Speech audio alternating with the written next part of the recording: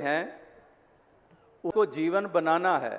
जीवन जीवन होता नहीं है, वरना जैसे कहा कि धड़कनों में अगर प्यार है तो फिर जीवन जीवन है, वरना ये जीवन भी जीवन नहीं है, चलती फिरती लाशें हैं। लाश वो होती है जिसकी मृत्यु होती है, वो लाश रह गई, आत्मा का नाता टूट गया, ना दिल की धड़कनें, ना लंग्स, ना कुछ काम कर रहा है, सांसें नहीं चल रही हैं, लेकिन यहाँ पर चल फिर रही हैं, चलती फिरती लाशें। जिंदा दर गौर कहा गया है। गौर कहते हैं कब्र में जो होता है, गौर कब्र को कहते हैं। तो इस तरह से जैसे जीते हुए ही कब्र में ही पड़े हुए हैं। सत्संगत जी प्रेम से कहना, सत्संगत आज दूसरे दिन भी झारखंड बिहार के इस संत समागम का पूरा आनंद लिया गया, जहाँ कल भी सारा दिन भिन्न भिन्न रूपों में ये अमृतपान होता रहा, जहाँ पर ये साथ संगत रूपी परिवार एक दूसरे के दर्शन भी कर रहे हैं और साथ ही साथ जो भी पहलू आते चले गए उनको सभी ने मर्यादा पूर्वक निभाते हुए पूर्ण शोभा बनाई इस समागम की। और जैसे कल भी जिक्र हुआ, आज भी हुआ कि प्रांतीय समागमों की लड़ी में बिहार झारखंड के इस समागम पर जो रांची में आयोजित हुआ है, इससे पहले भी अलग अलग नगरों में अलग अलग स्थानों पे होता आ रहा है।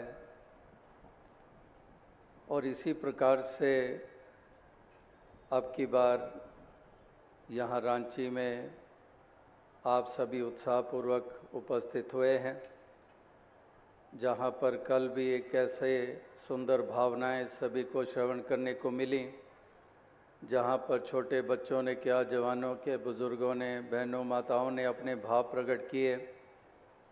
वहाँ पर इस प्रांत के आदरणीय मुख्यमंत्री जी भी यहाँ पहुँचे और उन्होंने भी अपने भाव रखे।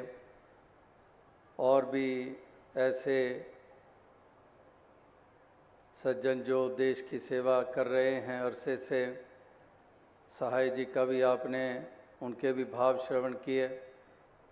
आज भी इस प्रांत की जिम्मेदारी निभाते हुए मंत्रीगणों ने भी अपने भाव रखे और भी अनेकों शुभचिंतक यहाँ समागम पर कल भी आज भी पहुँचे, जो मिशन के उसूलों से भली भांति वाकिफ़ हैं और जो इस बात का एहसास करते हैं कि वाकई ये मिशन सर्व साझा मिशन है।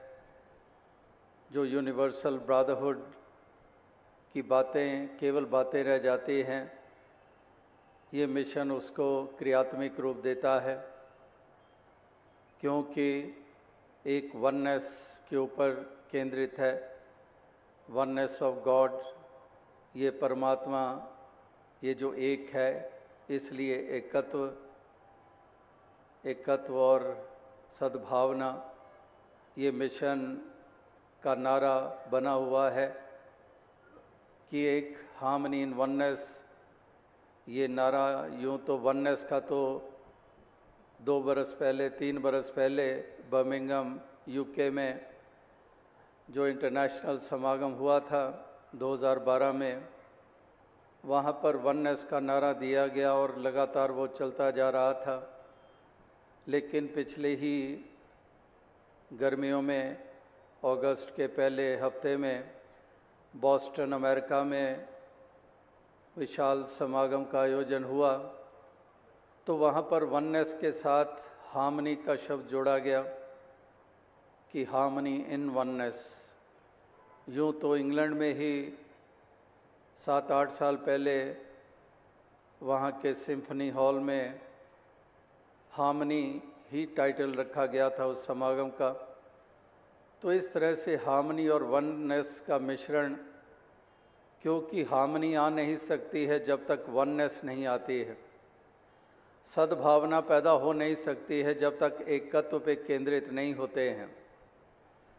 तो एकत्व के ऊपर केंद्रित हो जाना यानी कि एक के ऊपर केंद्रित हो जाना, एक जो परम अस्तित्व है, ये निराकार पारब्रह्म परमात्मा रमा व राम अकाल पुरख, जो अनंत नामों से जिसको संबोधित किया जाता है क्योंकि अनंत गुणों का मालिक है।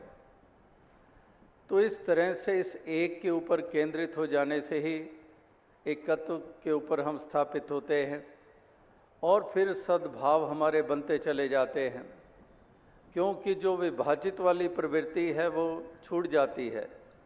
एक यानी कि एक ही है, एकत्व एक से ही इसका वास्ता है, यानी कि जब एक है तो फिर उसमें विभाजन का कहाँ गुंजाइश रह जाती है। इसलिए सद्भावना भी तभी पैदा होती है जब एकत्व वे वननेस के ऊपर स्थापित हो जाते हैं, जहाँ पर एक को एक करके जान लिया, एक को एक करके मान लिया। जैसे ये भी मिशन का स्लोगन कि एक को जानो, एक को मानो और एक हो जाओ। कबीर जी भी कहते हैं कि जब हम एक को एक कर जानिया, तब लोगन काहे दुख मान्या। कबीर जी कहते हैं कि मैंने इस एक को एक करके जान लिया है, लेकिन जो अभी भी अज्ञानता में हैं वो परेशान हो रहे हैं कि एक को एक क्यों बता रहा है। काशी और काबा को अलग अलग रहने दे, अल्लाह और राम को अलग अलग रहने दे। तो ये एक पे क्यों केंद्रित हो गया है कबीर? तो कबीर जी ऐसे लोगों के बारे में कह रहे हैं कि जब हम एक को एक कर जानिया, तब लोगन का है दुख मान्या। कि लोग क्यों परेशान हो गए? परेशान वही होते हैं जो खुद इस एक को एक करके जानते नहीं हैं। तो मानना तो दूर की बात है, माना तभी जा सकता है जब जान पाते हैं। एक लिहाज से मान्यताएं बहुत सी हैं जो जाने बगैर हो रही हैं। कैसी कैसी मान्यताएं, कैसी कैसी बिलीफ्स जो अज्ञानता के ऊपर आधारित हैं। इसीलिए कितने भ्रम, कितनी भ्रांतियां, कितने तिथ, कितने वार, पता नहीं क्या क्या ऐसे ऐसे भ्रम। किसी ने कहा कि इस प्रकार से बिल्ली अगर सामने से रास्ता काट दे, तो उसने कहा कि ये तो बिल्ली रास्ता काट दे तो आगे से वो जवाब देता है कि बिल्ली को भी तो कोई काम हो सकता है, वो बैठी रहे एक जगह, उसने भी तो जाना है।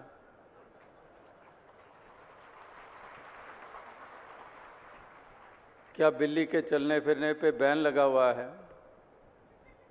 तो इस तरह से ऐसे ऐसे भ्रम और भ्रांतियां अज्ञानतावश इंसान मान लेता है। और इस तरह से महापुरुष संत जन वो उस बोध की बात करते हैं। तो कबीर जी की दास बात कर रहा था कि एक को जाना और एक को एक करके मानना संभव हो गया। जब तक एक को एक करके जाना नहीं था तो एक मानना संभव नहीं है हरगिज़। तो जब एक को एक करके मान भी लिया तो फिर एकता के सूत्र में बंध जाते हैं। तो यही तो एकता की ज़रूरत है। एकता की ज़रूरत है अनेकता में। अनेकता है यहाँ पर भी। हिंदुस्तान में कुछ कोस के बाद भाषा बदल जाती है। जो ऑफिशियल लैंग्वेजेस, जो भाषाएं हैं हिंदुस्तान की, शायद 24 हैं।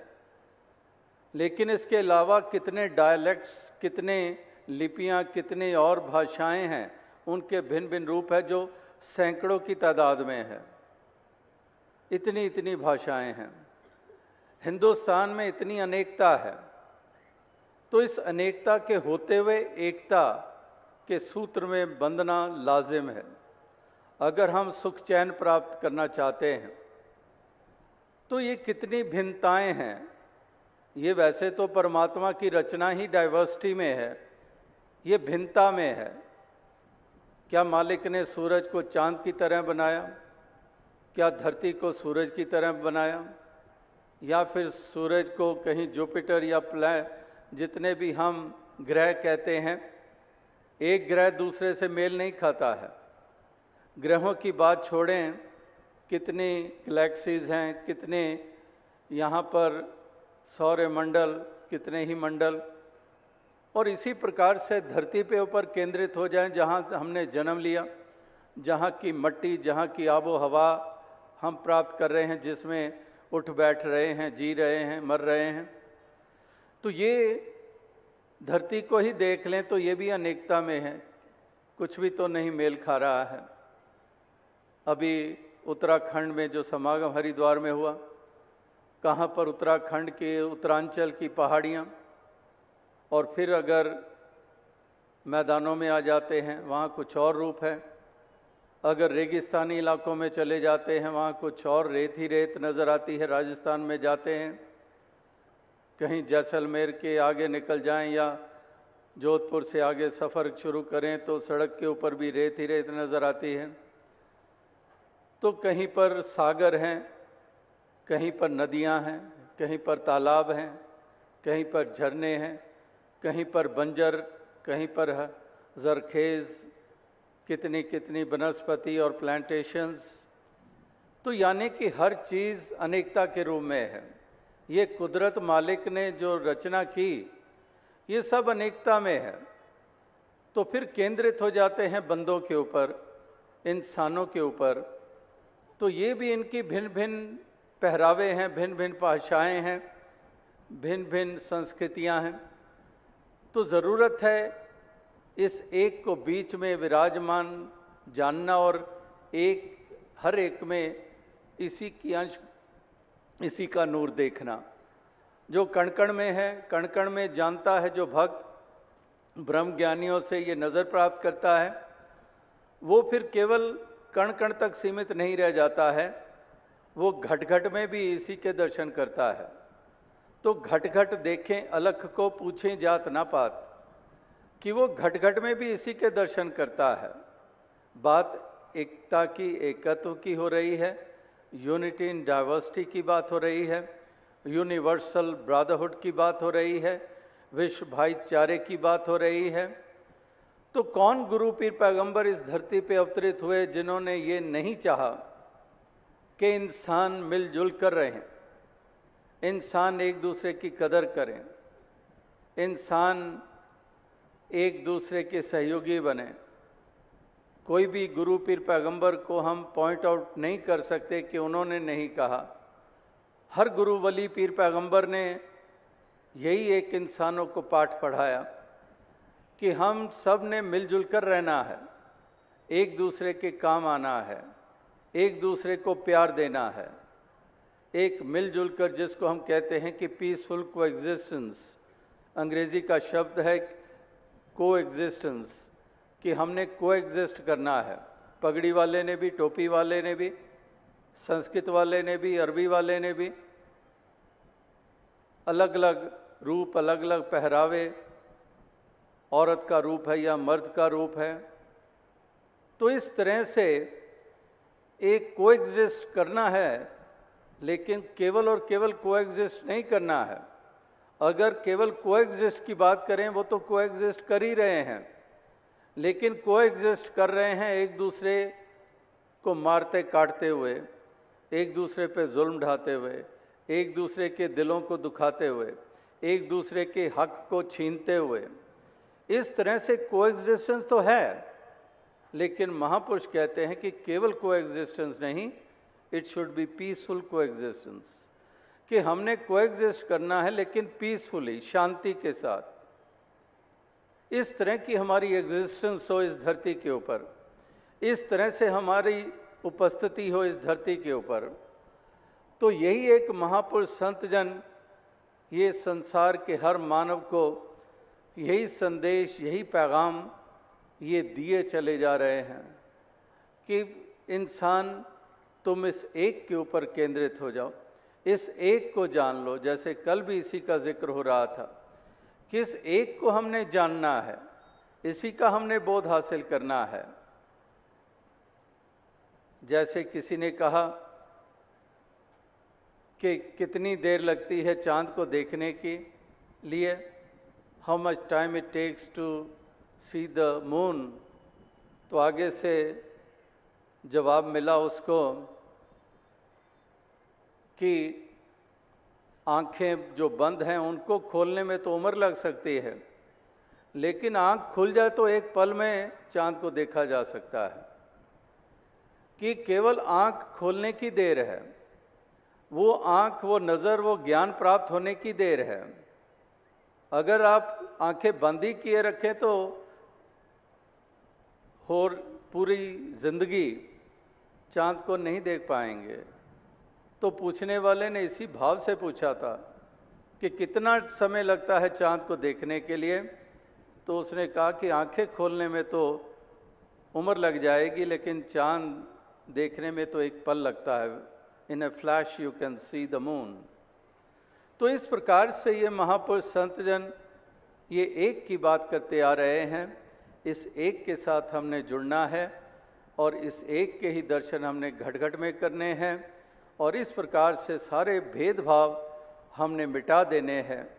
और भेदभाव मिटाकर हमने अपनी तमाम जिम्मेदारियां पालन करते हुए हमने प्रेम पूर्वक इस धरती पे विचरण करना है। प्यार की गंगा हमने बहानी है।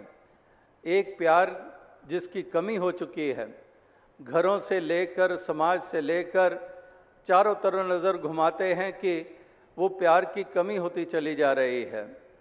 केवल एक जो हमारी जो सेंसिटिविटीज़ हैं एक दूसरे के प्रति, एक दूसरे को समझने की प्रति, एक दूसरे की फीलिंग्स की तरफ, उस तरफ हम बिल्कुल जड़ होते चले जा रहे हैं। एक पत्थर दिल बनते चले जा रहे हैं।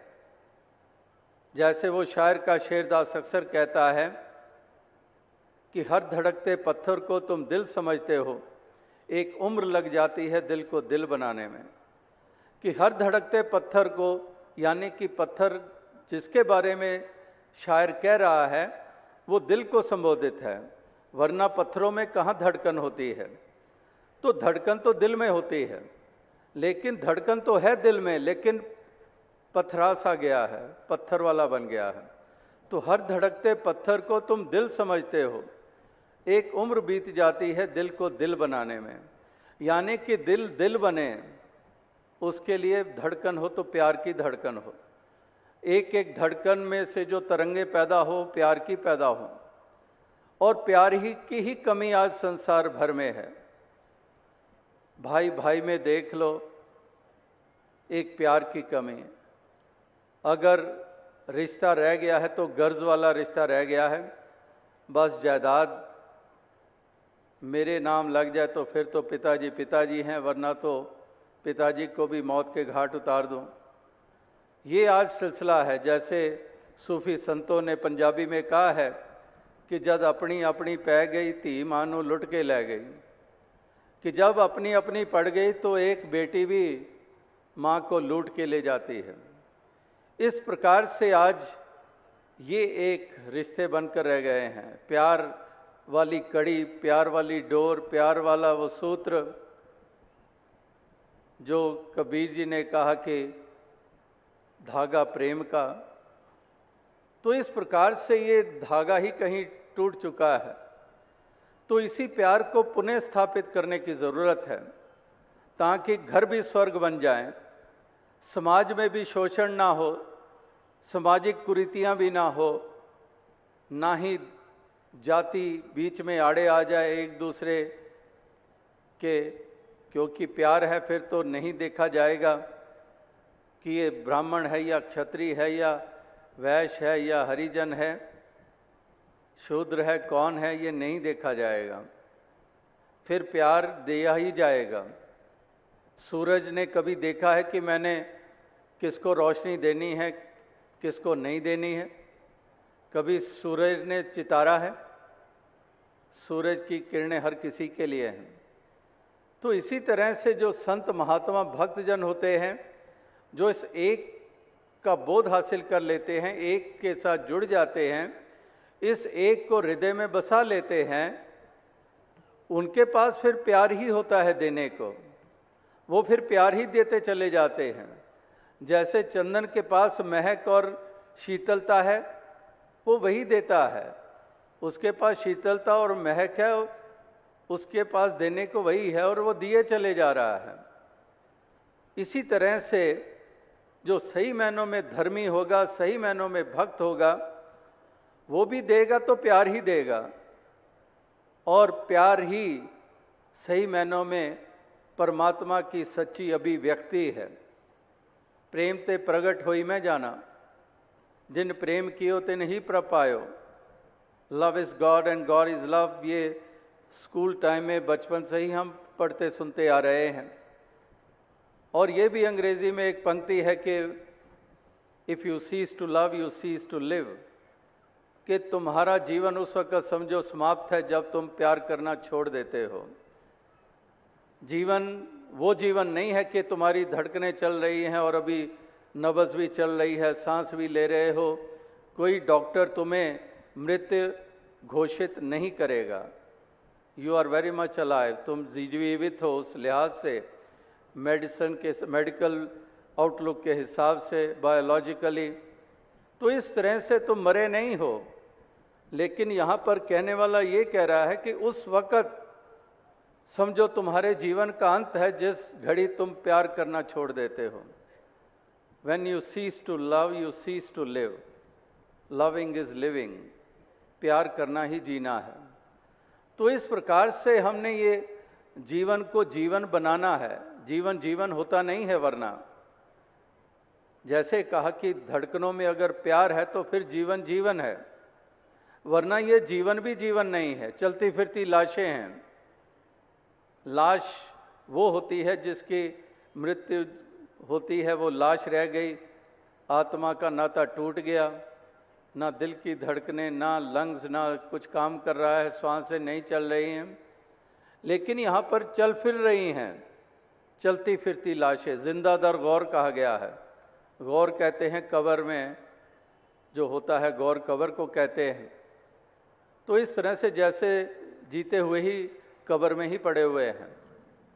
तो कहने का भाव, कहने का तात्पर्य यही है कि महापुरुष संत जन भक्तजनों ने यही एक संदेश हर मानव, हर इंसान को ये युगों युगों से दिया है और यही कहा है कि समय अमोलक है।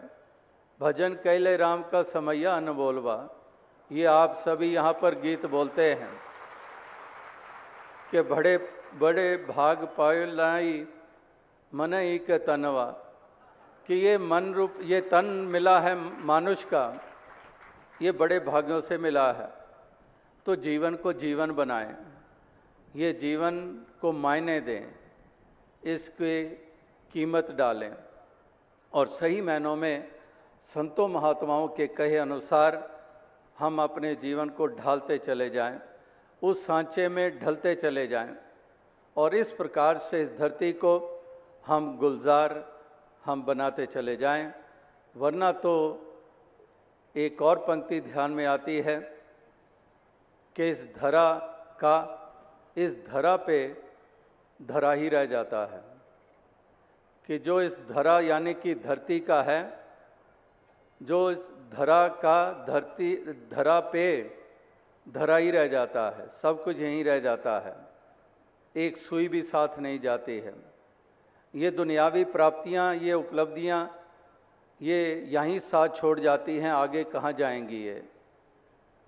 तो इसलिए जो साथ रहता है, जो साथ जाना है, जो हमेशा साथ रहना है, उसी को आधार बनाना है, उसी के साथ नाता जोड़ना है, जो इस लोक और परलोक में भी हमें मालामाल रखता है। ऐसी दौलत के हमने भागीदार बनना है। इस प्रकार से हमने अपने इस जीवन को ऐसी एक दिशा देनी है, ऐसा एक रूप देना है और इस प्रकार से हमने जैसे कहा कि कर्तव्यों का पालन करते हुए, फर्जों की अदायगी करते हुए, इस तरह से हमने इस जीवन के सफ़र को हमने तय करना है। जैसे वो शब्द के भ्रम आ जाते हैं कि इस तरह से एक जैसे वो भाग लो शब्द है, तो भाग लो शब्द वो भाग खड़ा हुआ, तो कहने वाला कह रहा है कि मैंने ये नहीं कहा कि भाग लो, यहाँ से भाग जाओ, मैं कह रहा हूँ भाग लो यानी कि पार्टिसिपेट, इसमें हिस्सा लो। इस तरह से भागने का नाम भक्ति नहीं है, जागने का नाम भक्ति है कि हमने कर्म के क्षेत्र में रहकर, वरना तो शब्द ही हुआ करते हैं, उसके कितने मायने निकल जाते हैं। एक पत्नी पति को कहती है, मुझे सोने की चैन कब लेके दोगे, बार बार कहे जाए तो पति कहता है जब चैन से सोने दोगे। तो शब्द तो वही दोनों थे, सोना भी और चैन भी। वो कह रही है सोने की चैन कब लेके दोगे, वो कहता है जब चैन से सोने दोगे। तो इस तरह से शब्द तो शब्द हुआ करते हैं, लेकिन उसके मायने जो समझ जाता है वो वास्तविकता में एक सही एक जीवन को रूप देता है।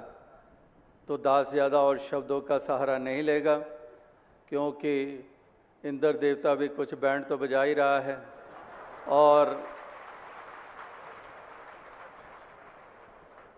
और आप सभी इन मैदानों में इस तरह से यहाँ पर विचरण कर रहे हैं। तो दातार की कृपा है कि कल से ही भरपूर आनंद लिया जा रहा है। और रही बात शब्दों की, जो दास इस वक्त शब्दों का इस्तेमाल कर रहा है, तो ये शब्द, ये वाणी, ये वचन तो कल से ही आप सुन रहे हैं, और वो वचन लगातार बहुत कीमती हैं, लाभदायक हैं, कल्याणकारी हैं, यथार्थ हैं।